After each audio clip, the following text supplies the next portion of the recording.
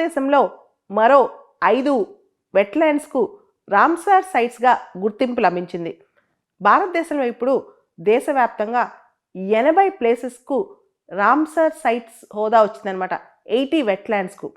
గ్లోబల్గా ప్రపంచవ్యాప్తంగా మనం చూసుకుంటే వెట్లాండ్స్ ఎక్కువ ఉన్న దేశాల్లో భారతదేశం 4వ స్థానంలో ఉంది. వెట్లాండ్స్ కనుక చూసుకుంటే ప్రపంచవ్యాప్తంగా యూకేలో 175 వెట్లాండ్స్కి రామ్సార్ గుర్తింపు వచ్చింది. మెక్సికోలో 144 వెట్లాండ్స్కి, చైనాలో 82 వెట్లాండ్స్కి, భారతదేశంలో 80 వెట్లాండ్స్కి.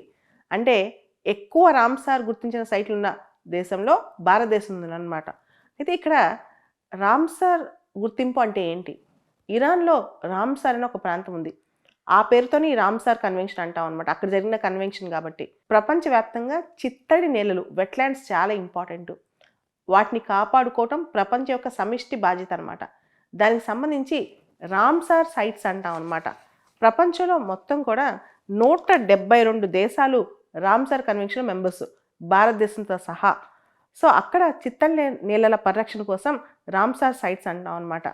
మనం ఇక్కడ గమనిస్తే వెట్లాండ్స్ అంటే చిత్తడి నేలలు బయోడైవర్సిటీకి చాలా ఇంపార్టెంట్.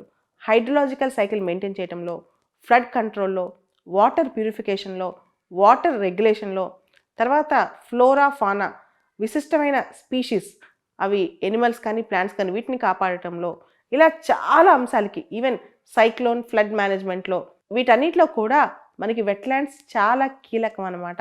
భారతదేశంలో తమిళనాడులో హైయెస్ట్గా 16 వెట్లాండ్స్ ఉన్నాయి, రామ్సార్ వెట్లాండ్స్.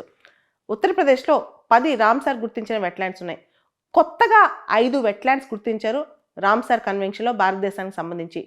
ఒకటి కరైవెట్టి బర్డ్ శాంచురీ తమిళనాడు, రెండోది Longwood Shola reserve forest Tamil Nadu, మూడోది మగధి ఖేరా కన్జర్వేషన్ రిజర్వ్ కర్ణాటక, నాలుగోది Ankasamudra bird conservation reserve Karnataka, ఐదవది అగనాశిని ఎస్చురీ ఇన్ కర్ణాటక. మొత్తం 5 కొత్త సైట్స్ను గుర్తించారు రామ్సార్ సైట్స్గా వెట్లాండ్ కన్జర్వేషన్లో. ప్రతి సంవత్సరం ఫిబ్రవరి 2వ తారీఖున వెట్లాండ్ కన్జర్వేషన్ డే, వెట్లాండ్స్ డేగా జరుపుకుంటాం అన్నమాట. ఈ సంవత్సరం కూడా ఫిబ్రవరి 2 అంటే రేపు వెట్లాండ్ కన్జర్వేషన్ డే జరుపుకోబోతున్నాం. ఈ సంవత్సరం theme wetlands and human wellbeing, అంటే చిత్తడి నేలలు మానవాళికి చేసే మేలు అని థీమ్తో ఈ సంవత్సరం వెట్లాండ్ కన్జర్వేషన్ డేని మనం సెలబ్రేట్ చేసుకుంటున్నాం.